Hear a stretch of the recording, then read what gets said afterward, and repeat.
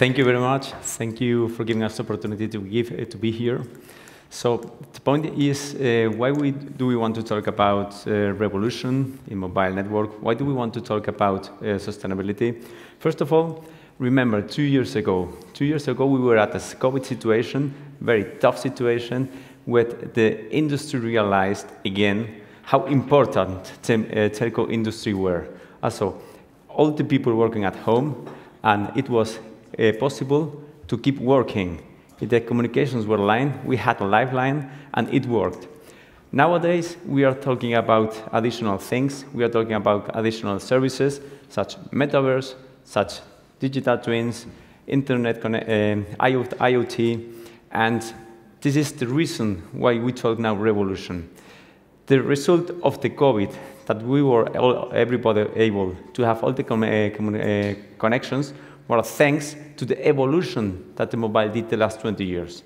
And now, when we talk about the new topics, such as I already mentioned, we face a revolution because it's going to be something different, some different topics, different services, different value to all the customers, to all the society that we're going to face now. And from the other hand, we have sustainability.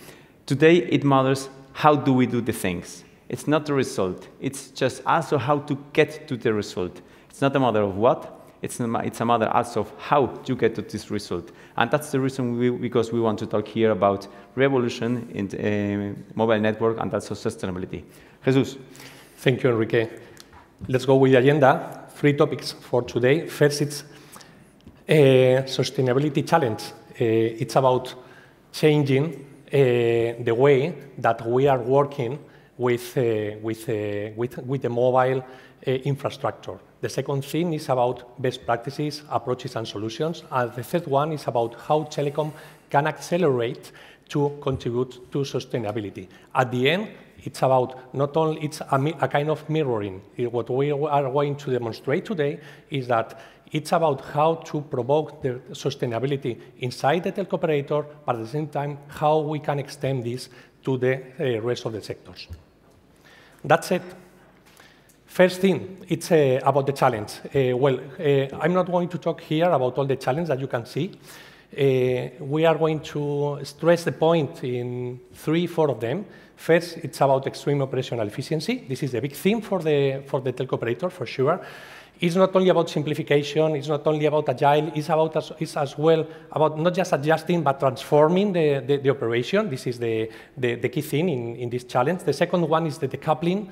It is something that now it's happening. It's something that we have been talking for decades, but now we are, there's a kind of explosion in terms of how the decoupling can create value to maximize both the business services and the network infrastructure. The third one that I would like to stress the point is technology is all, in terms of that we are going from a telco company to a tech company. And 5G, as somebody has said this morning, 5G is a disruptor. It is. So it's not an evolution of the network, but it's the way that we are going to disrupt the business. And the last one, that it's maybe the key one for our today's speech, it's a sustainability challenge. Why? Because there's a big complexity in terms of competitors. There are new kind of competitors that are doing things in new manners. This means I try to say it's about social responsibility. They are doing in new ways. It's about, of course, it's about how they are doing business in a more efficient way, and we must try to do the same, but we must do in other manner. Enrique, please. Here, we talk about, from one part, about the challenge, because in one hand, we have the consumption. Everybody knows, with this new technology, we want to connect a lot of devices, we need to expand, we need to grow, and that means investment, that means effort, that means energy. And the telco operators says that they have to spend much more regarding OpEx, and take into account that today, the industry is responsible for 3 to 4% of the emissions CO2, twice civil aviation. On the other hand, we talk about compliance, environment, social governance, and we say, all right, we do care how do we do the things. the industry, the investors, financiers, and consumers cares about sustainability. So it's important that we are able to say, I have a competitive product, I have a disruptive product, and it's sustainable. And it matters. And that's because all the enterprises, all the companies, especially the telco companies, care about that. If we switch to the next slide, do have some data. And not small data precisely. 2/3 of the professionals expect the energy to increase in the next years. 80%, more than 80%, has as sustainability, as energy effort, a KPI. But at the same time, you have, on the other hand, that they expect to have AI-driven solutions inside their network strategy deployment.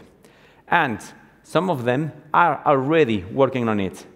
And we have already some operators that has network deployment with these AI-driven solutions. So it means we know that we have to do it this way, and we are already working it. But it's something that we need to take care. Let's go with best practices. We really think that there's a chance for a holistic approach. It's not about trying to get some activities that will create sustainability, but how we can do in a wider manner. And this is what you can see here. We consider that there are 3 big areas. The first one is about infrastructure management, let's say infrastructure operations. This means at the end that we have some ways to work with the network just to do in a new manner with smart operations that we will explain right now with autonomous network. The second thing is about what we call network technologies.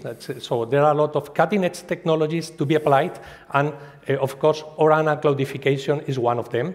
The third big area is about deployment strategy, as there are big new stakeholders. So it's not only about MNOs, it's about TOWERCos, it's another kind of new companies, even integrators and so on, and how we are going to mix all these capabilities to create new value, or how to do it in a sustainability manner. That's the point.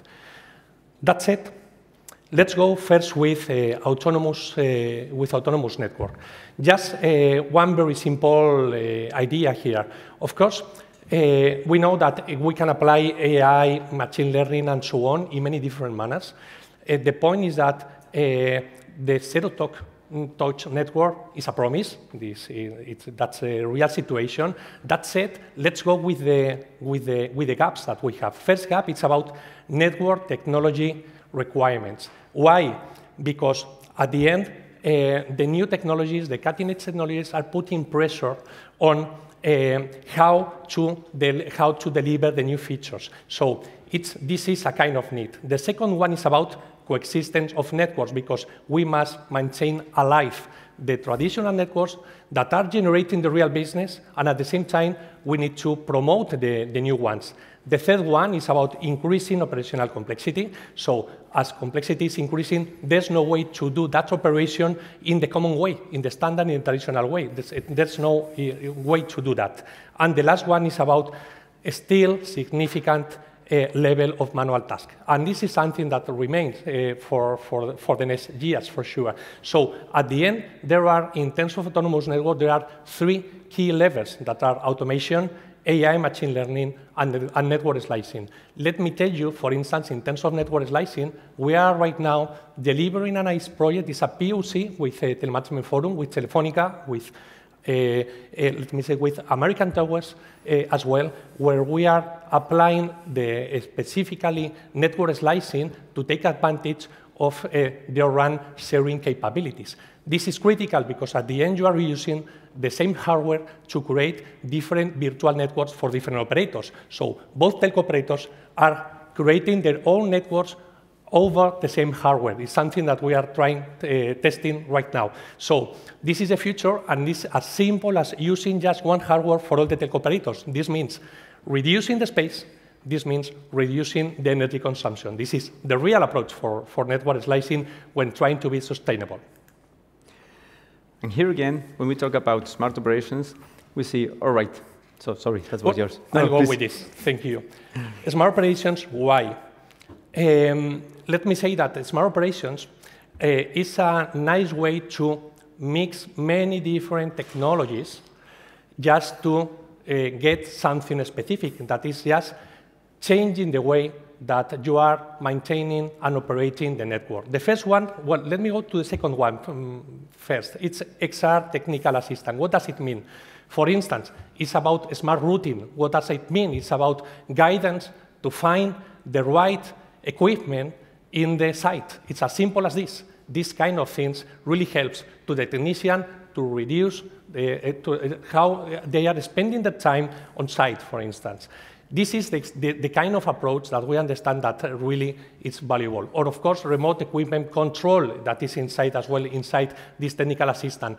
Or, of course, using XR to include a bidirectional way of communicating between high-skilled people on the NOC from people with maybe low-skilled people that will be on site. So we are changing the way that we work. We are changing the capabilities that we put in every place just to minimize the investment, to control the investment, and how we will do in the best manner.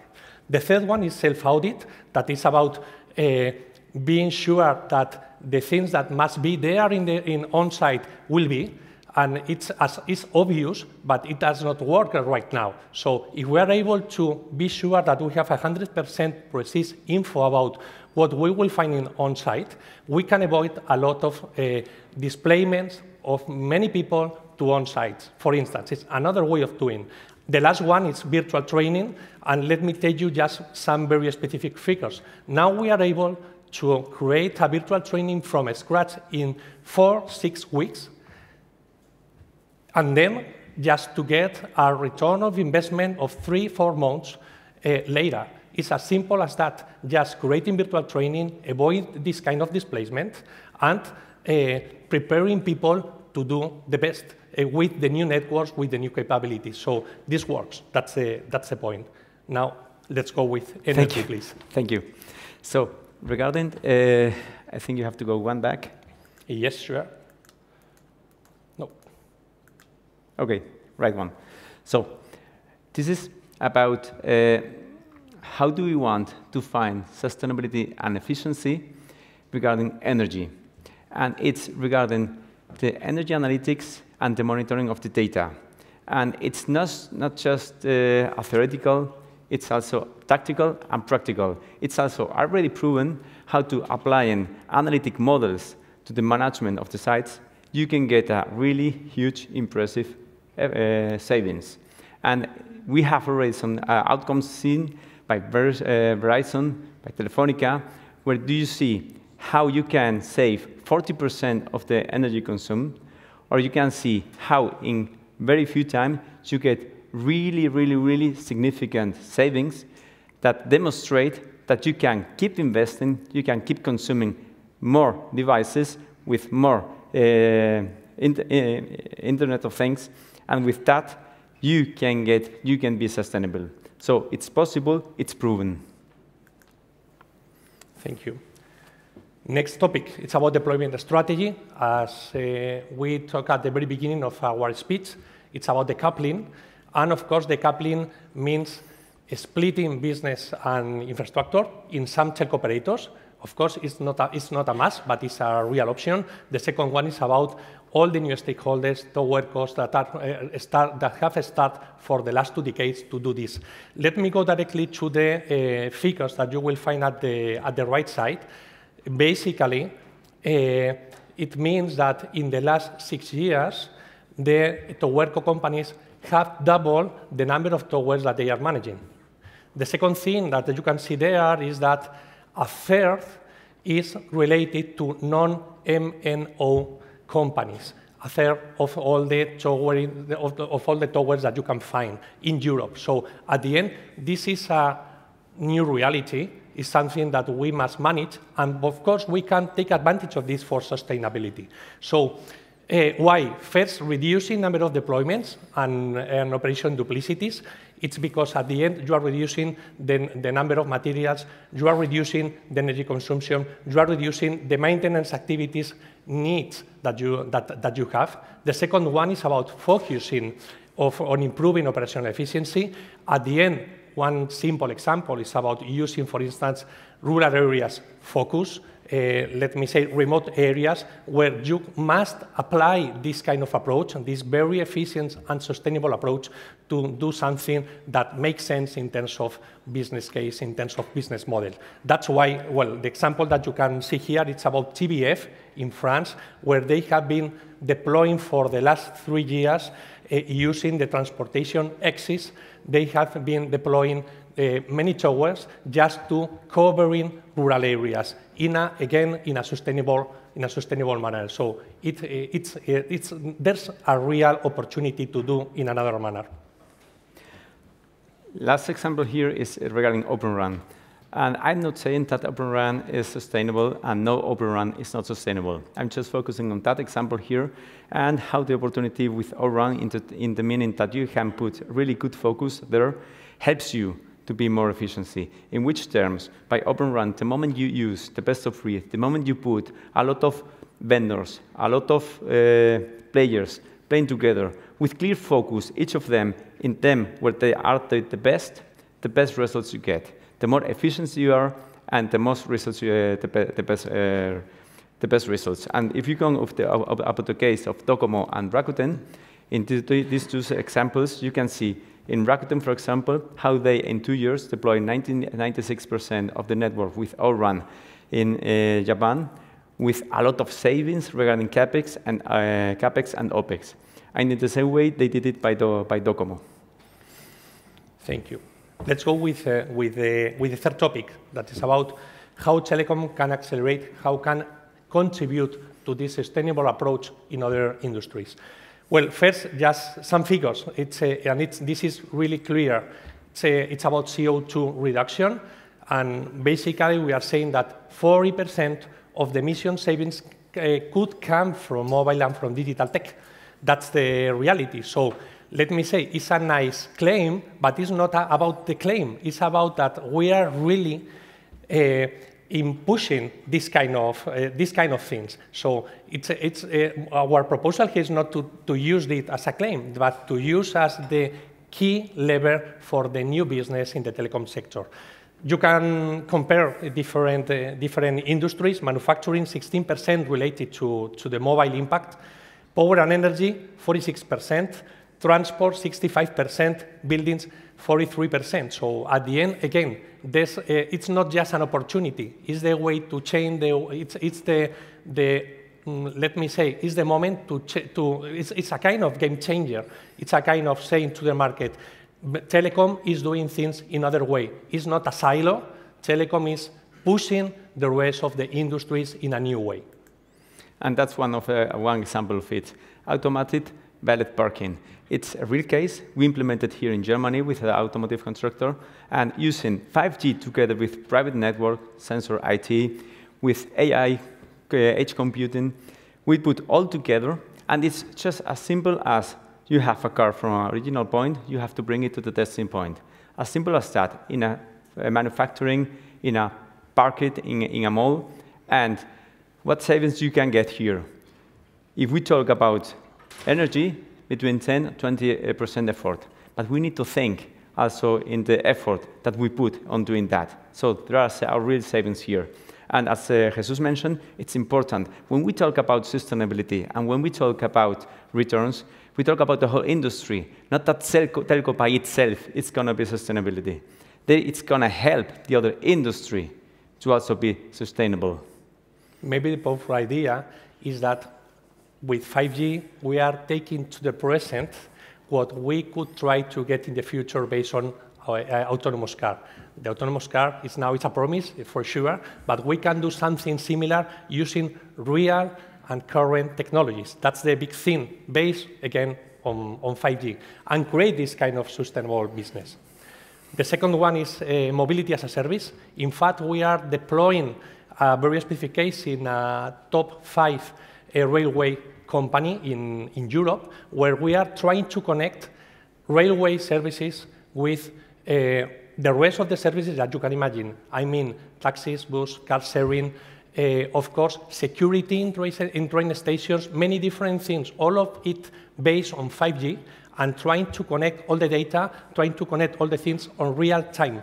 So this is something really powerful, because this means, well, you can see the figure there, that reducing mobility means reducing, for instance, parking spaces in cities. So we are changing the way that how the city is used by the citizens, just focusing on mobility as a service. And the last example here, as of the next workplace, we know what the COVID situation changed in all the industries.